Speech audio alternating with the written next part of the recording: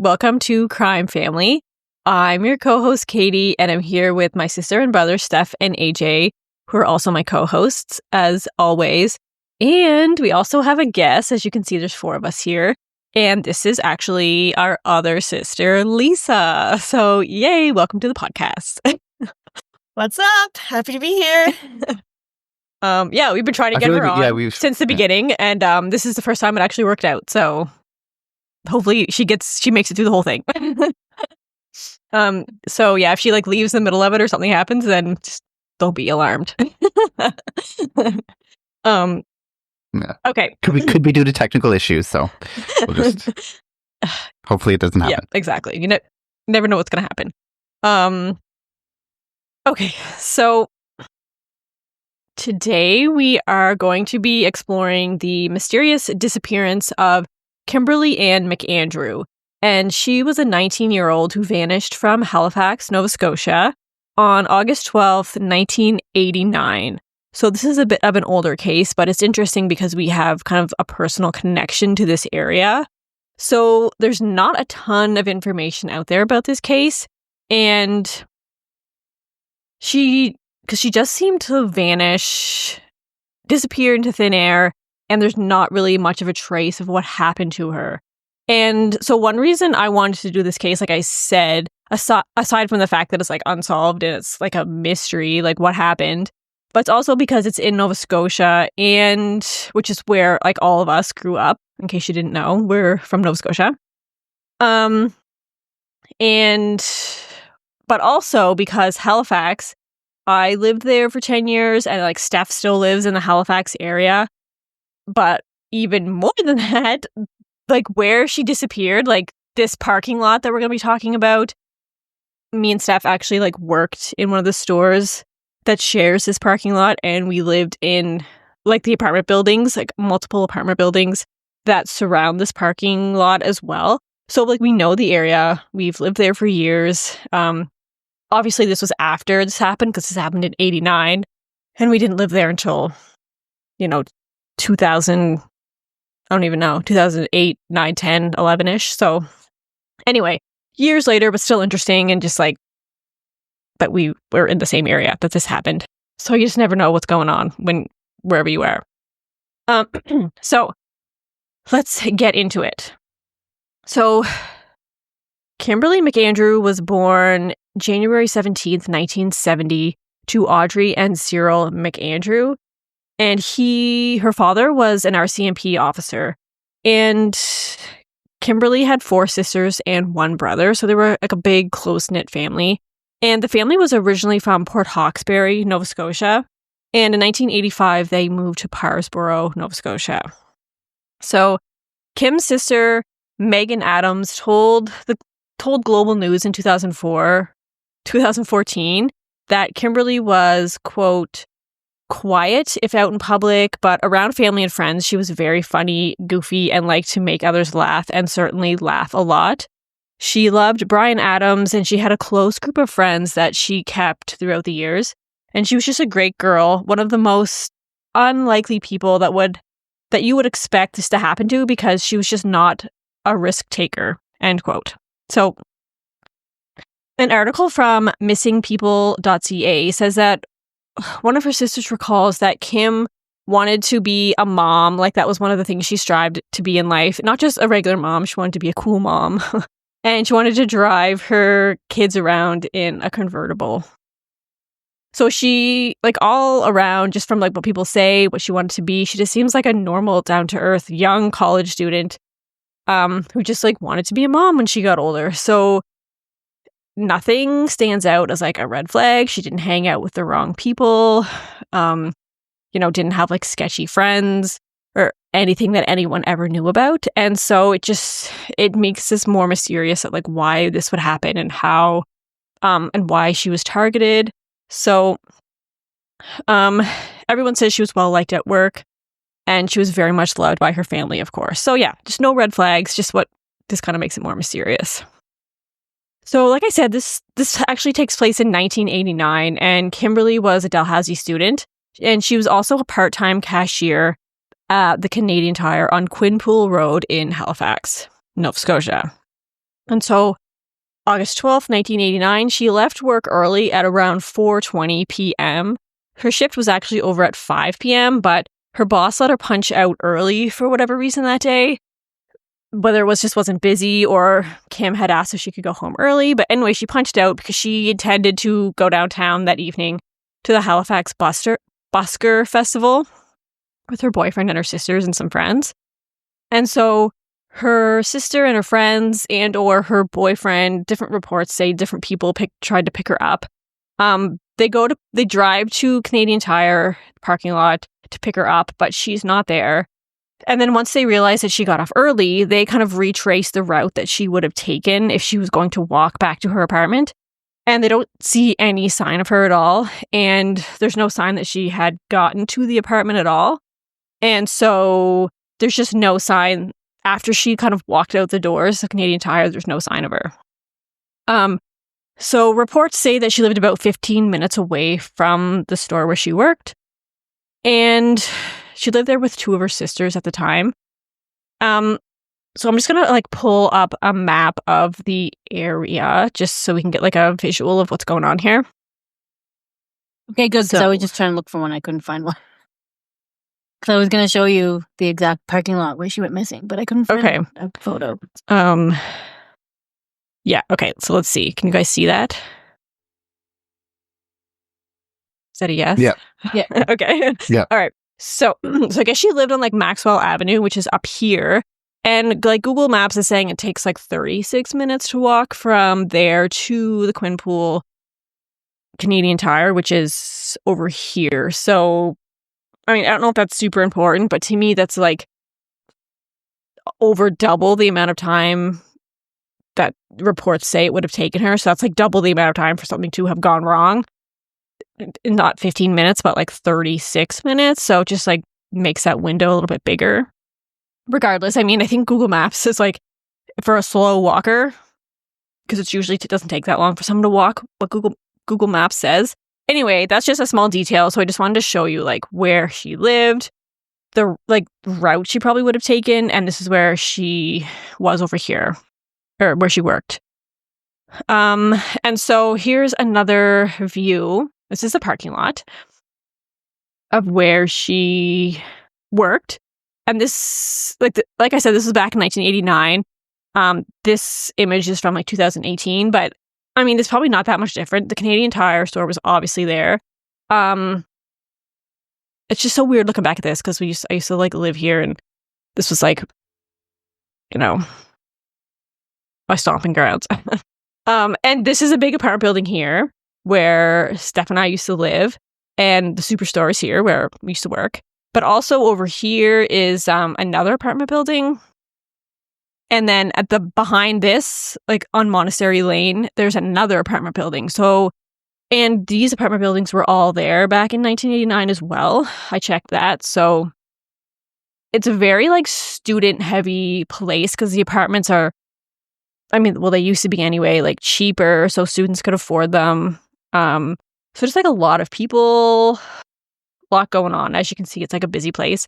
And the weird thing is she disappeared on a Saturday afternoon in summer. So it's just you just picture her coming out of these doors. This is a parking lot. No one was there to pick her up because she got off early. Which way did she go? And then she's just never seen again. And so back then there wasn't security cameras like there is now. So it really is just disappeared, and nobody saw her after she left those doors. Because when I was looking at these pictures, because I didn't really need to look at pictures because I can vividly picture it in my mind because I lived there for so long. But the parking lot was always filled with cars, no matter what time of day, what time of during the week, even on the weekend, especially on the weekends because it was heavily more busier because of students being able to shop, whatever. But to me, especially it's always busy because as you can see, there's Go ahead. Multiple stores, restaurants all around. So there's always something going on. These stores are always open. Even back then, on a Saturday afternoon, it would be busy, I'm sure. This is one of the main streets in Halifax. And if apartment buildings, they don't always have air conditioning, so the windows would be open. So you'd think somebody would have heard something or seen something not right.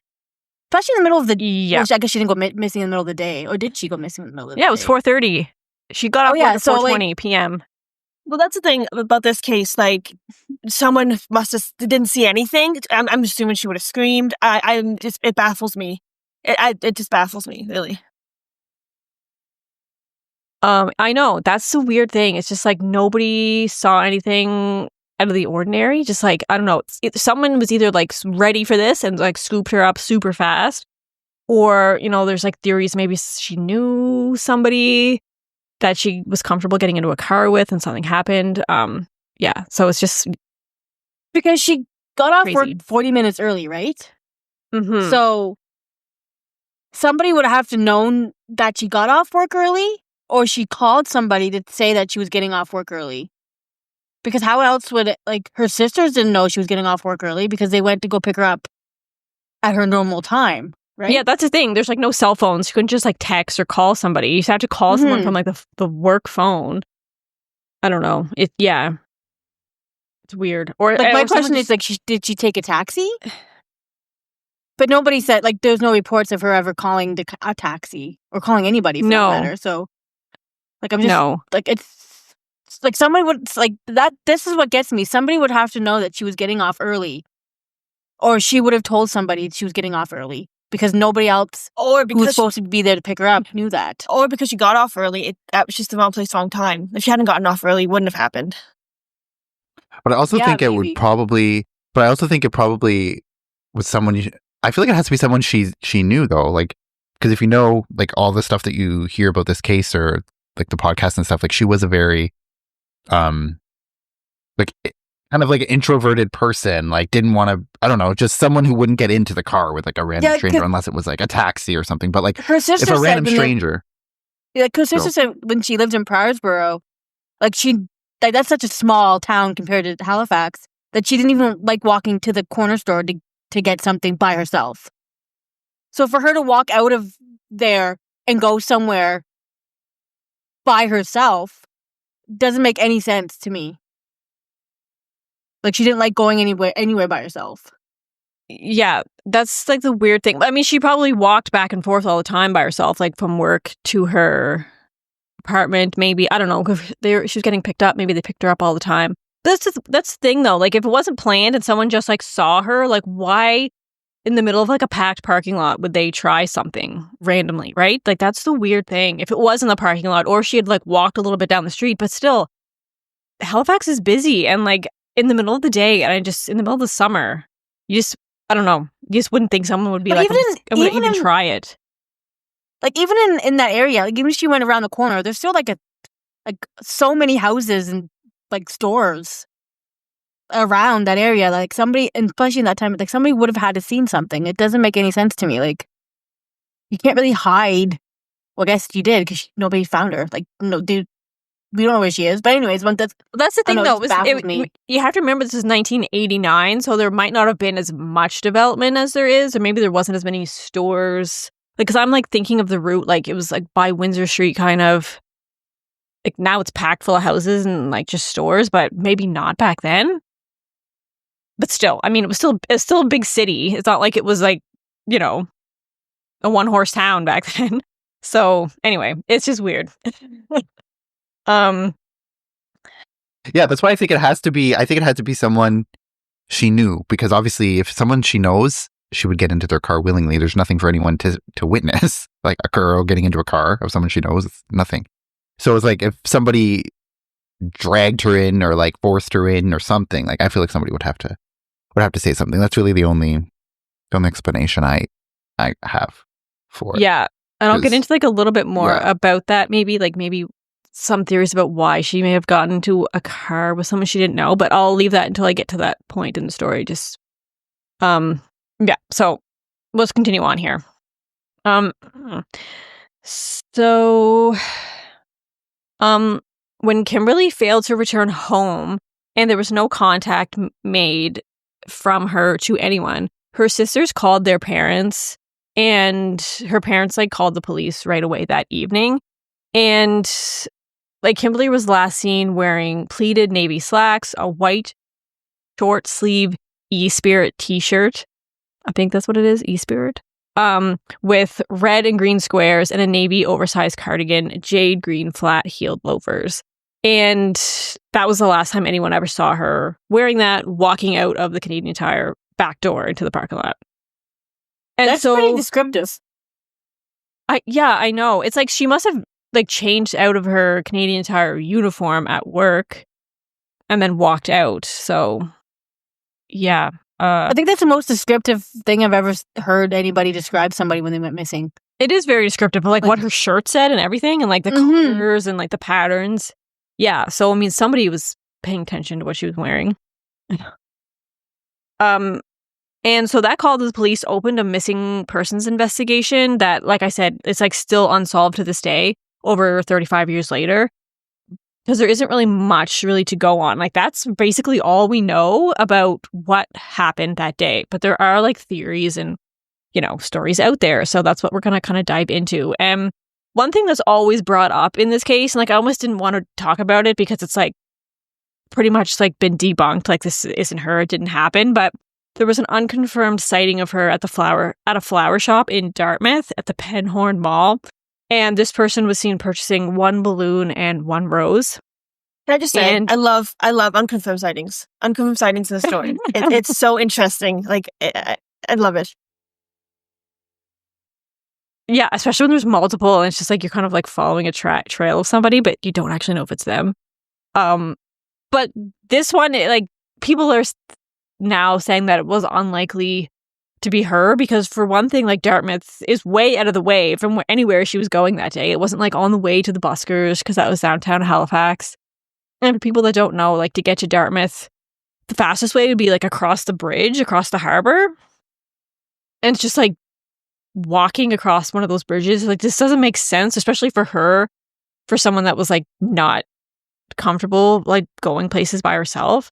And like, I mean, yeah, like oh, sorry. I was just going to say, like, and especially, like, from what the stuff that I listened to about this case, they said, like, because she was such a, like, she didn't like to go places alone and stuff like that, like, and she was from such a small town, she had that mentality, like, going to Dartmouth across the bridge would be, like, kind of, like, an adventure for her, which was, like, an unnecessary adventure, considering there's lots of shops in the area where if she was going to buy a flower or a balloon, like, she could have done that down the street from where she was.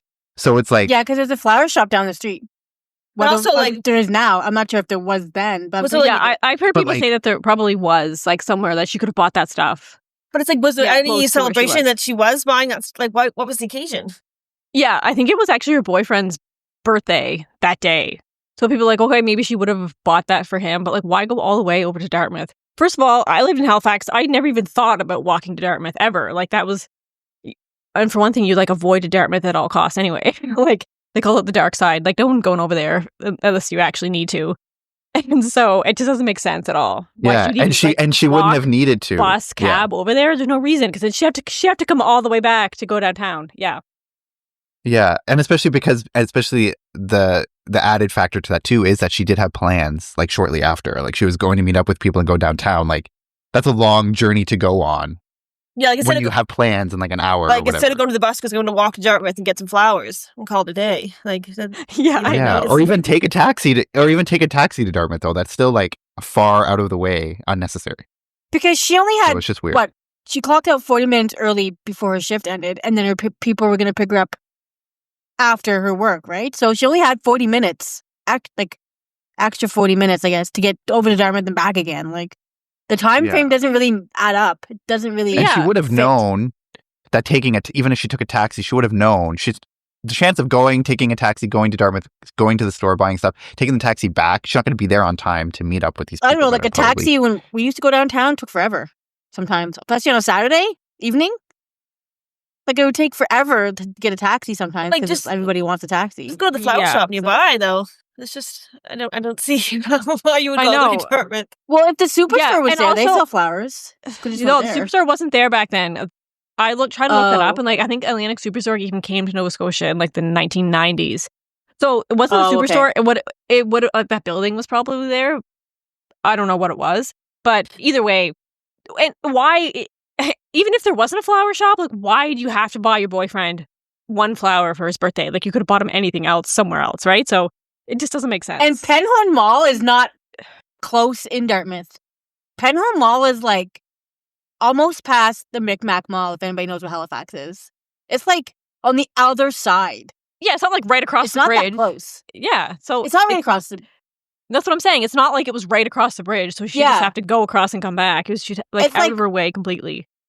It's like deep into Dartmouth. It just seems like an unnecessary journey on all fronts. Yeah. So like clearly this person wasn't her. Like clearly, I don't think. Yeah, exactly. It's not her. That's why it's like people like that. Like sighting is like entrenched in this case, but it's like pretty much people are agreeing that no, it wasn't her. It doesn't make sense. So I wasn't even going to bring it up, but it's interesting just to talk about anyway. So, and sorry, just one more thing. Did the person who saw this, who reported this sighting, like, did they say anything specific? Like, did they say, yes, she was wearing those clothes that she was reported to last seen, or just someone who looked like her, sort of? Yeah, I think it was just someone that looked like her. I don't know. I couldn't really find anything of like talking about what that person was wearing, but it might have just been like how she looked. Because like she had, she was like pretty young, 19. She had like kind of curly, wavy, like shoulder length, dirty blonde hair. And she had braces as well. So, I mean, if someone maybe saw someone that matched that description, they could think it was her. But I think we can agree that it probably was not. Doesn't make sense. Like, come on, like an 80s haircut was like all the thing back then. So everybody probably looked the same. Every girl hairstyle, probably. So yeah, like a young girl with like that 80s hairstyle and braces. Yeah. Yeah. So, and so initial searches for Kim really led nowhere. And despite her father being an RCMP officer, and he was like putting pressure on other RCMP and police like offices in the area, of course they were happy to help him out, trying to, you know, put all their resources to finding her. There really wasn't any solid leads or like evidence at all after. So really nothing for anybody to go on. But there are some theories out there and persons of interest like that maybe could have been involved, but there really isn't a lot of evidence. But I'll go into some of them. So there's this one guy, his name is Andrew Paul Johnson. And when I heard that, I'm like, this name sounds familiar to me. Like I couldn't remember why. Like, do you guys know why this name would sound familiar to like us in particular? Wasn't this a name also involved in the Kenley Matheson case? Yep.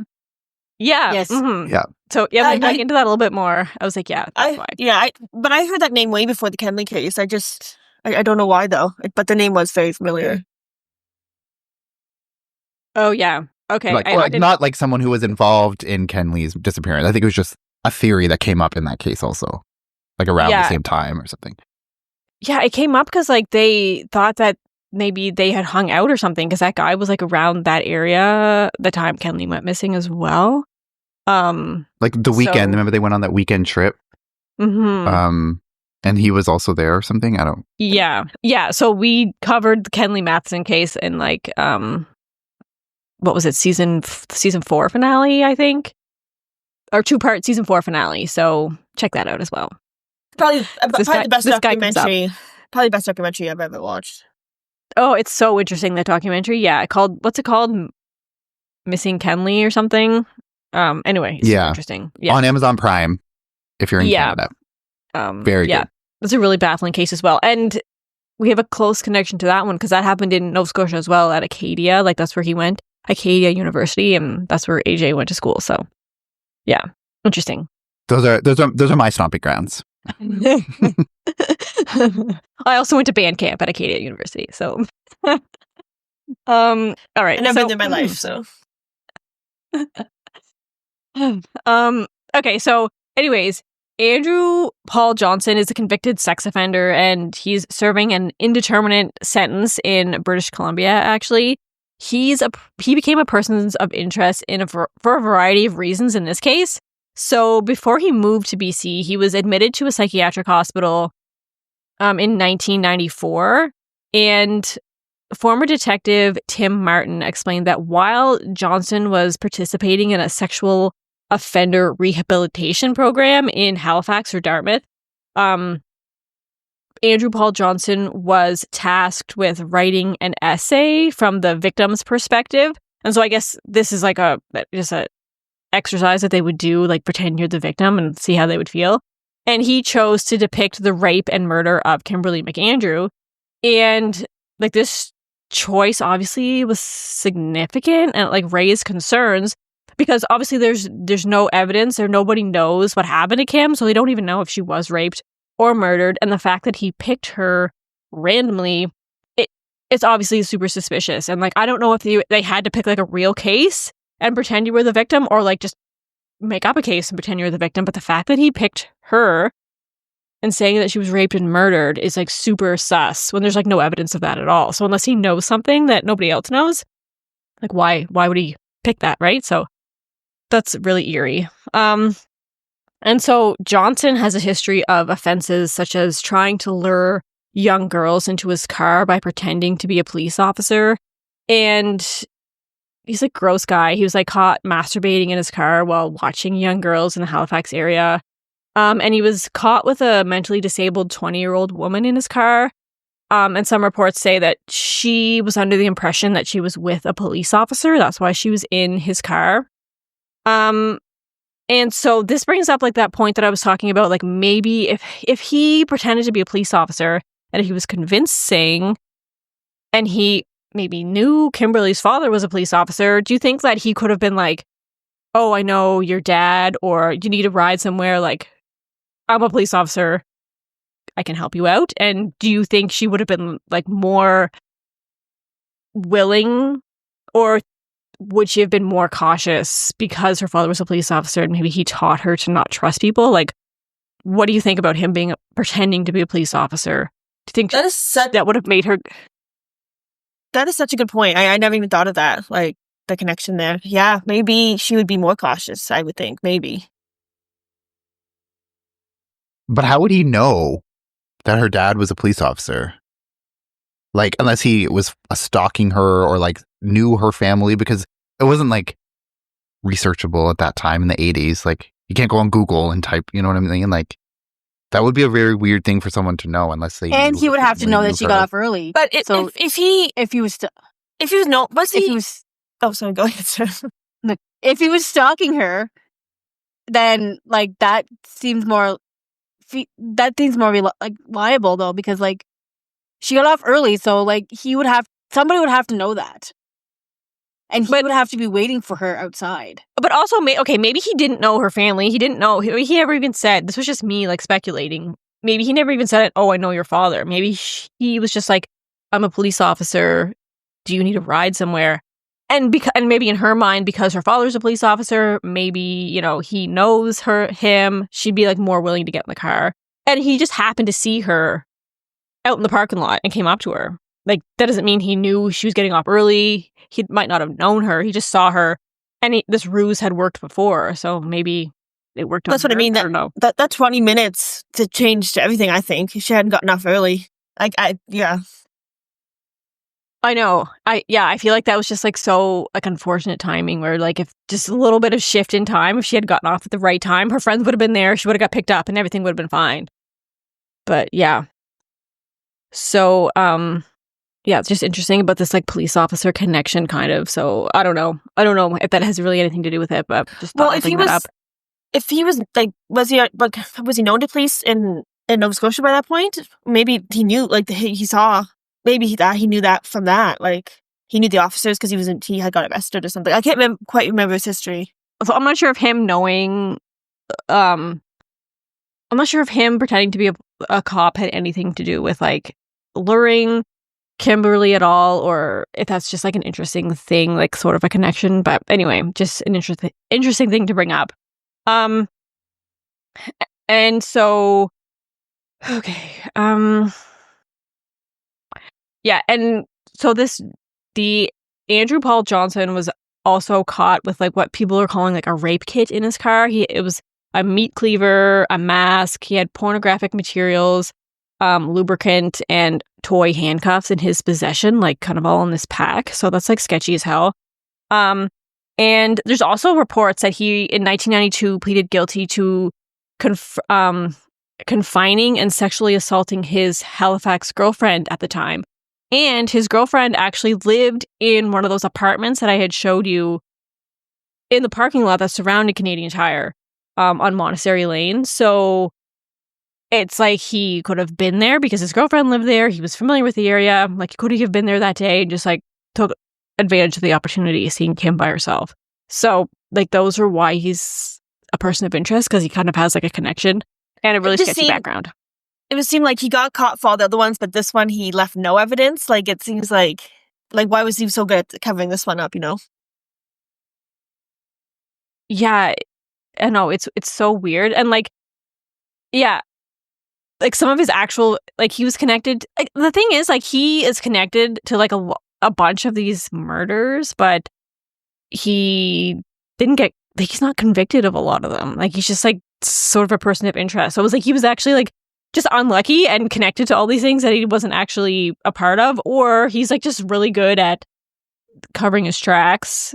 I don't know. It's like scary either way. But he was connected to the murder of Andrea King, who was an 18-year-old woman from British Columbia, but she disappeared after shortly arriving in Halifax in 1992, and her remains were found in Lower Sackville. And then in December of 1992, Johnson... he was linked to her case because of similarities in the victim profiles and his presence in the area during the time of her disappearance. So I guess he was in the area and she went missing in that area and murdered. So it's like, I'm not like he's the only person in that area during that time, but no direct evidence was ever like publicly disclosed to implicate him. So it was just like, again, could have been him, but nothing to prove it. There's also a man named Stephen Michael Hall, who was a 30-year-old man. He was found dead in the woods near Chester, Nova Scotia. And in 1996, Johnson was considered a suspect in his death, although like why and the evidence linking him to that case has never been made public. So I don't know if there just really isn't anything, or they're just keeping that hidden from the public for whatever reason. So it's like he's connected, but hasn't really been able to be like pinpointed for some of these murders. And in the 90s, the Halifax police and the RCMP established a joint task force, and they named it Operation Full Course. And this was to investigate cold cases, and it included those of Kimberly McAndrew, Andrea King, and Stephen Hall. And Johnson was the primary focus of this operation due to his potential links to the multiple unsolved cases. So yeah, it's just like linked to all these cases, but could never be proved to be really involved in any of them. So another theory out there was that there was an unidentified man who reportedly was kind of like stalking Kimberly, and he would take pictures of her and he followed her home on multiple occasions. And this guy was actually seen speaking to her inside the Canadian Tire store just hours before she left. That day, she disappeared. And despite those reports and people like seeing him and like knowing that he was stalking her, this person has never been identified or located. So like nobody knows who he is. So like that seems like a promising lead. But like no, even though people knew that this was happening, nobody knows who he was and like can't track him. So that's just very suspicious. And then another theory. I don't know. To me, I was gonna say to me, I don't know. It's case closed. I think if they find that person, I think that's probably the person who did it. I mean, what are the chances? I was just gonna say, there is this person stalking her. Like, I feel like on the day that she disappeared, like he probably just went to the parking lot and hung out for a couple hours, knowing she'd be off soon. And yeah. I don't know. I was just going to say, like, I need to find out that person. I was like, I'd never heard of that before. So yeah, no, not a mystery no more. I know, it seems like that's probably what happened, right? Like, this guy who was actually obsessed with her and like knew where she lived and followed her home before and like was there that day she disappeared. But I just find it weird that people knew, like they'd seen him before, not just that day. And they knew that he had followed her home a couple times, but like nobody knows who this guy is. It's just, I don't know. It just seems really weird, right? But yeah, it seems like, okay, he probably did it. And there's another theory. This man named Michael Wayne McGray, who is actually a convicted serial killer who was active in the area during the late 1980s and early 1990s. And he was another person of interest in this case. And he actually confessed to multiple murders, but he can't remember if Kimberly was actually one of his victims. So, I mean, this guy's pretty disgusting. He killed so many people, he can't even remember who they were or doesn't care enough to, like, know their names or really, like, what happened or what he did with them because, you know, he can't remember if he did or not. So some of his confirmed victims were a woman named Elizabeth Gale Tucker. She was a 17-year-old hitchhiker from Dartmouth, Nova Scotia. And he confessed to murdering her in 2001. And then there was another guy named Mark Daniel Gibbons. He was killed during a botched robbery in St. John, New Brunswick. And then there was two men, Robert Astley and Gaetan Ether, in 1991. I probably butchered those names. But they were two men murdered in Montreal.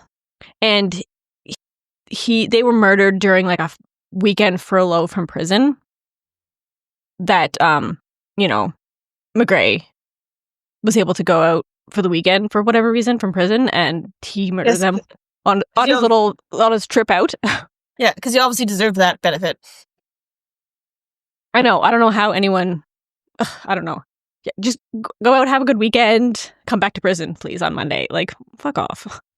And then Joan Hicks and her daughter Nina in 1998. This was a mother and her 11-year-old daughter were found dead in Moncton, New Brunswick. And McGray was convicted of both those murders. And then the last one is Jeremy Phillips in 2010. McGray's cellmate who, at Mountain Institution in British Columbia. So McGray had actually strangled his cellmate, this Jeremy Phillips. And he later stated that he would kill again if he was given the opportunity.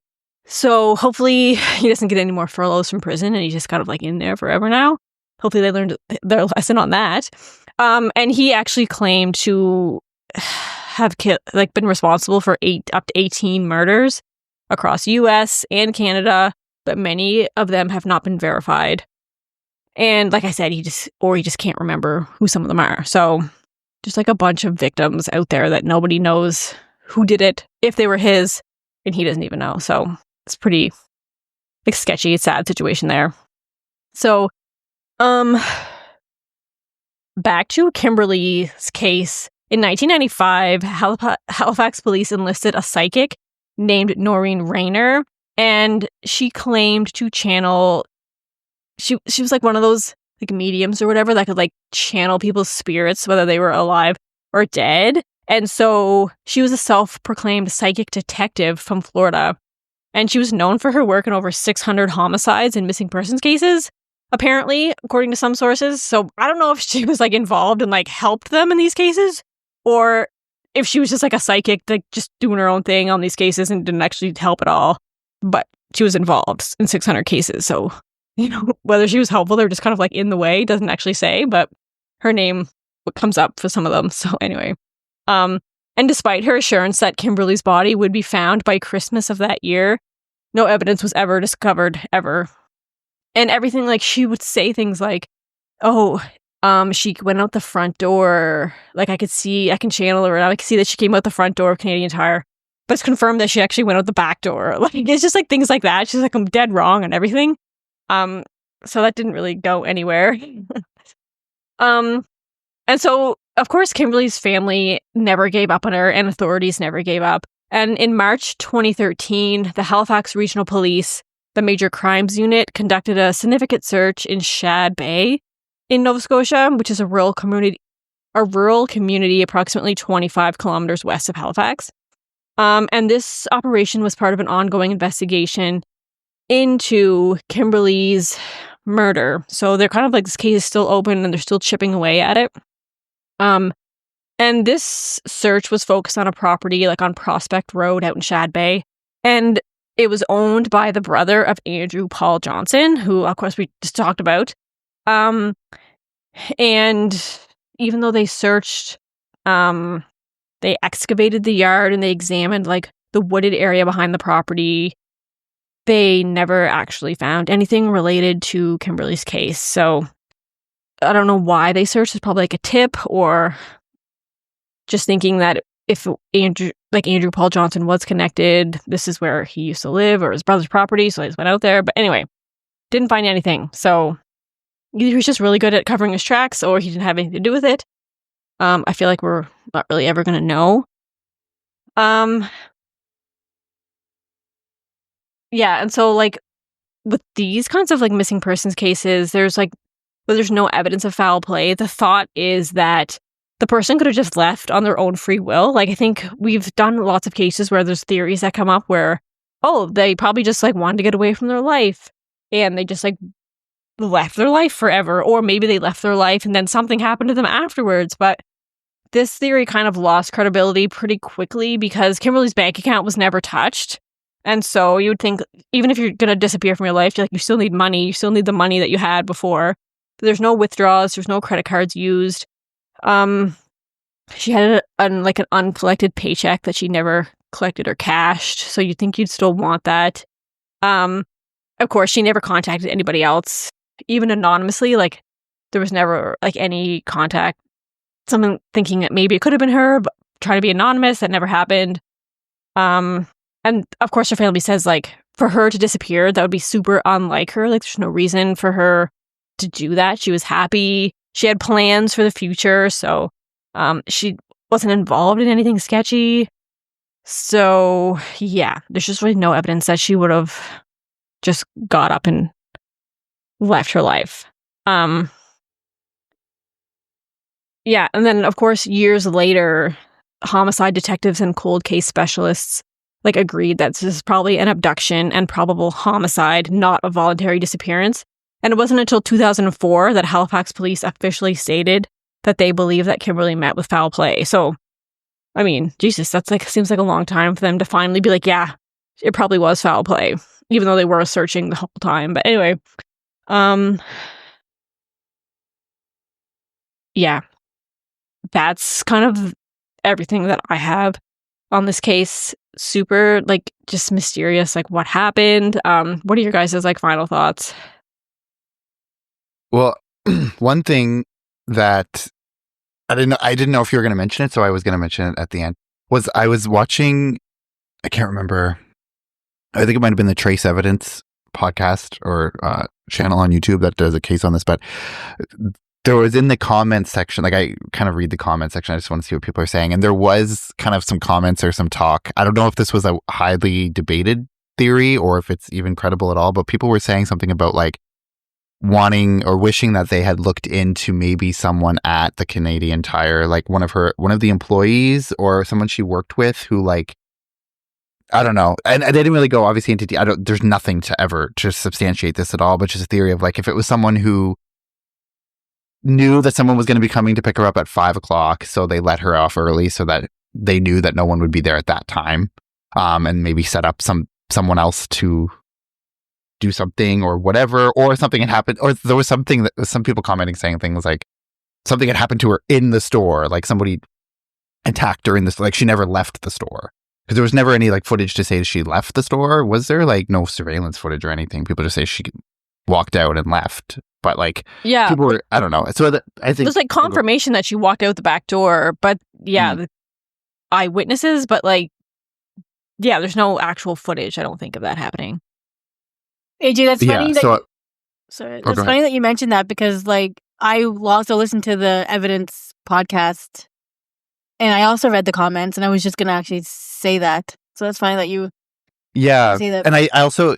Yeah, and I did go, after I read that, I like looked this up on Reddit. Like there's like a Reddit, rabbit hole on this, about this case. But there were comments there, somewhere that I found that kind of suggested something like that too. Like just a theory, nothing that was ever, nothing substantiated it or nothing like shady. But people were just saying, is it a possibility that someone that she worked with maybe was involved and let her off early? That's what I was thinking.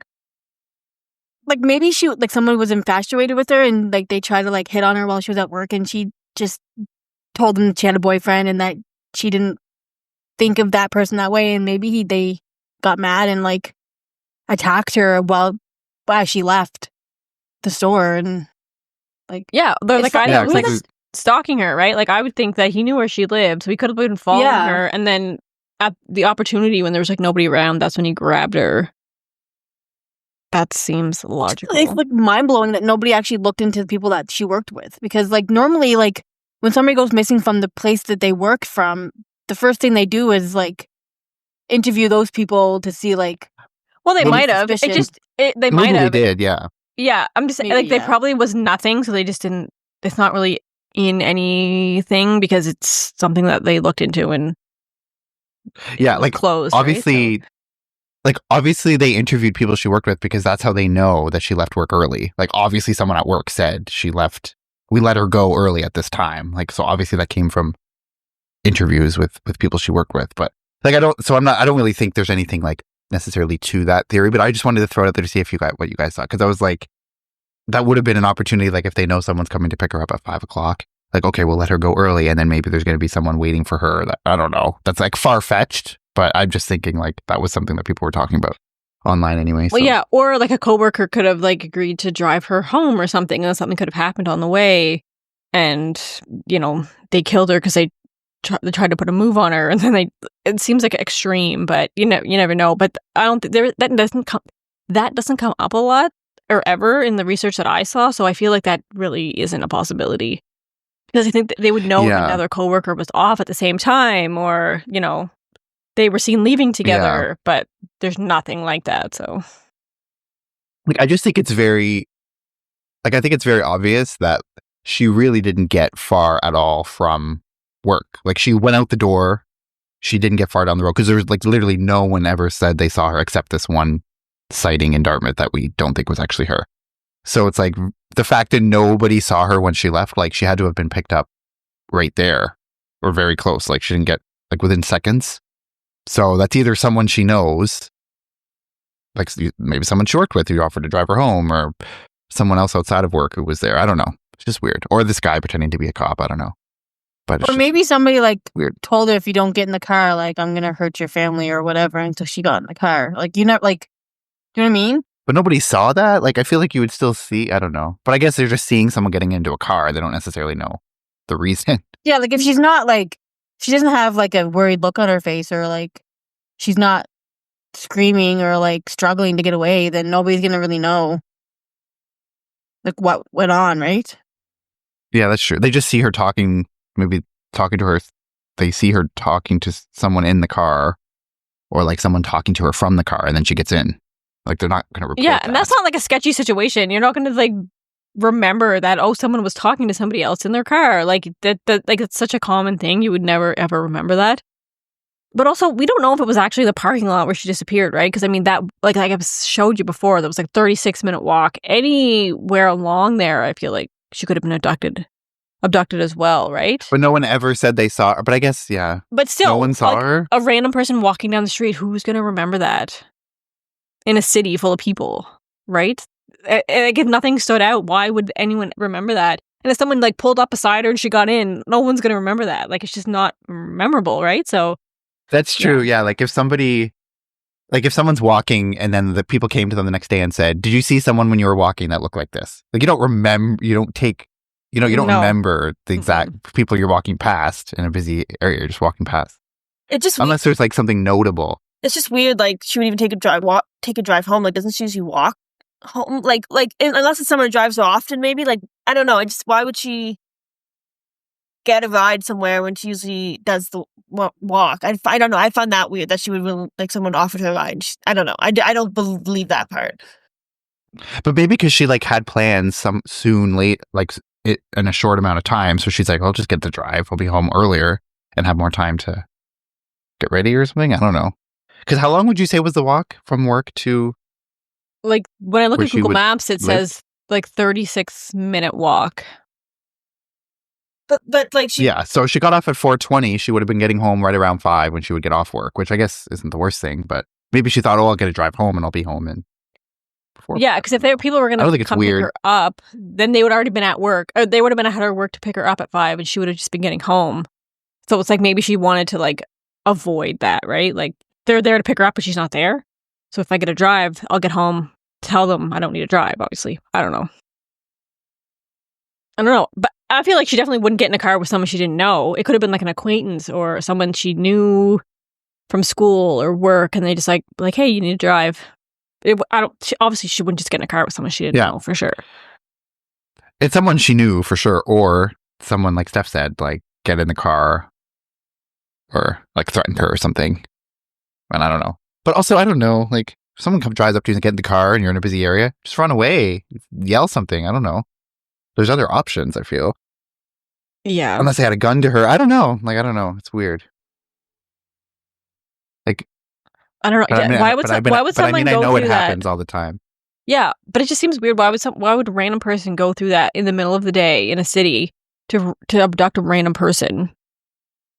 Like, I feel like there's easier and like better ways and times to do that, right? But I feel like if it was someone she knew, I feel like if it was someone she knew, like, wow, like get into the car, like they didn't think of one person on this list, like no one popped up suspicious. I find that weird. Not one friend. Like, I don't know. Usually you see on these, when this happens, you see one friend showed up the next day late for work or you know what I mean? Like something is off about a certain someone, and there was nothing like that. That's very odd. Yeah, there's no one that she knew that like came up as suspicious or like the police had any reason to suspect. So yeah, it's odd. I mean, unless it's someone she knew that no one else knew she knew. Like, you know what I mean? Like, that's maybe true. Someone she knew was, from like, school having an affair with a boyfriend or something. Yeah, or it's like a classmate that nobody's not going to know, a random classmate, right? That she saw or that she knew, right? So I don't know. Yeah. But like somebody, and maybe an acquaintance, like someone she knew well enough to maybe feel comfortable getting in a car with them, but not like a best friend or someone something. or not someone that like her friends and her sisters knew about at all. So yeah, it's weird.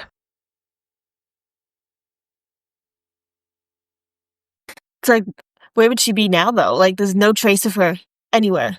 Like, that's crazy to me. I know. And I think, I can't remember why they did this, but I think it might have been because of that psychic or it's like another tip. But they like were searching Point Pleasant Park, which is in Halifax.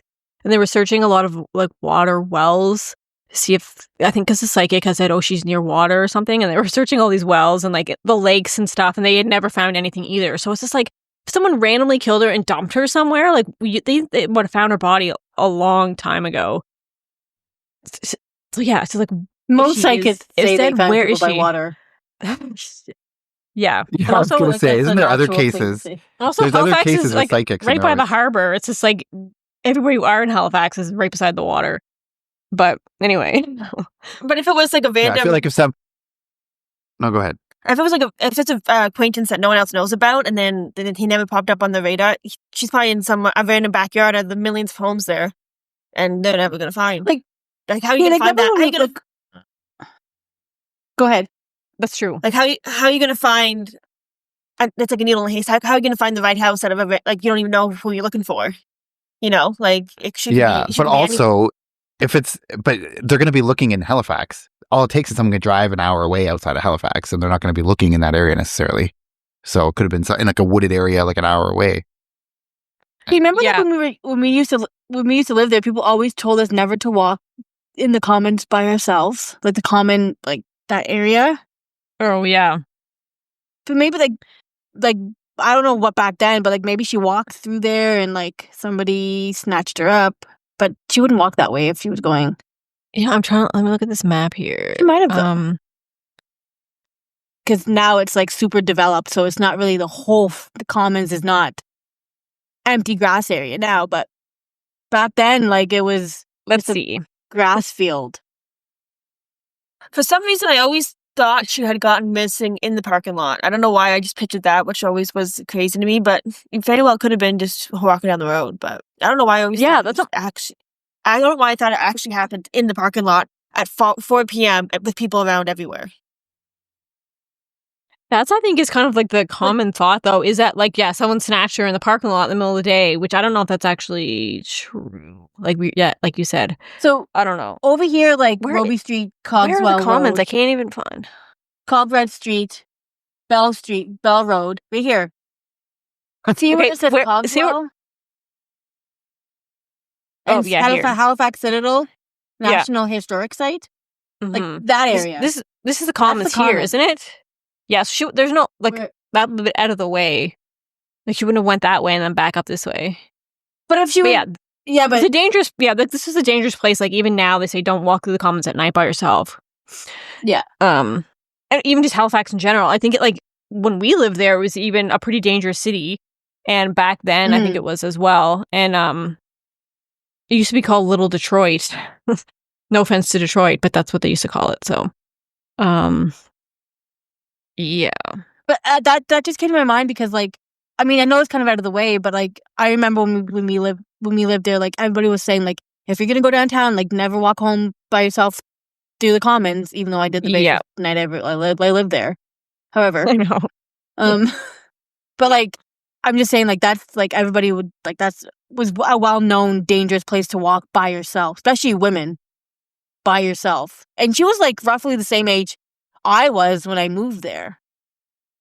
So, like, it was just but it also wasn't nighttime. It's 4 p.m. It's also not nighttime. So even if she did walk through there, it's not darkness. That's true too. Yeah. And it was summer, so it would have been filled with people. Yeah, it's like we used to go there and like lay on the grass. It's like buskers and like tourists and stuff. Tourists from everywhere. Buskers. It could be someone who doesn't even live there. It could be someone from the States that came down for the buskers. Then that's a good point. Yeah. You know what I mean? Like somebody who. Yeah, it could have been a busker or just someone that's visiting. But then it's still. Yeah, but then you still have but then you still have the thing of if it's someone random. Why is she going to get in the car with someone she doesn't know, and how did no one see it? But I think it had to be someone she knew. I think. Yeah, because she was very quiet, right? She was a very quiet, shy, introverted person. So for her to get into a car with somebody she doesn't know is unlike her. Yeah, but that doesn't mean she wasn't forced in. True. Yeah, but then no one saw it. Someone could have done it just super fast. They could have got her in there, and just no one noticed, and there's no surveillance. So I don't know. I always think like that one guy, that Johnson. Yeah, like that Johnson guy seems to be getting away with a lot of stuff that people think he did, but they have no proof. So he was obviously sneaky about it. I don't know. And I mean, I guess it happens all the time. Like people. They don't have any DNA, right? They don't have any DNA evidence because they don't never found her body, and like they can't do anything forensically. No, because there's nothing there to do, right? I was just gonna say though, I think like every time a case like this in Halifax or in like Vancouver, I always think like sex trafficking is my go-to because I'm like Halifax is a hub. For those of you who don't know, Halifax is like a huge like sex trafficking, human trafficking problem, which I think is a kind of true of any like port city. Like any city on the coast that's a port city, like they have problems with this. Yeah, so anytime of like something like so like, and Halifax obviously is a port city, so I feel like when people go missing without a trace in Halifax, I always think, especially if it's like a woman, I always immediately jump to that, which probably, I don't know, I just do, which hopefully is not what happened. Like, I don't know, but that's just like what I thought of first off. So I don't know. If it was like some random person who just snatched her, like, wasn't anything about her in particular. It was just wrong place, wrong time kind of thing. But I don't know.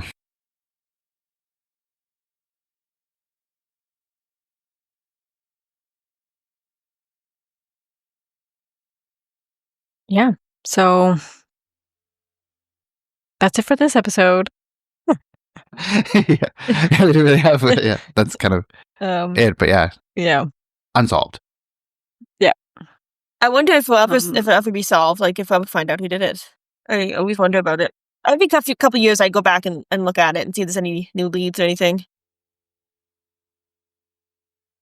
I know. Every time there's always like this few cases, like Maura Murray's one of them, and this one, whenever they find like remains in the area where these had taken place, they always jump in my mind, like, oh, that could be her, but obviously it never is. But yeah, I wonder if they ever will find any trace. It's crazy.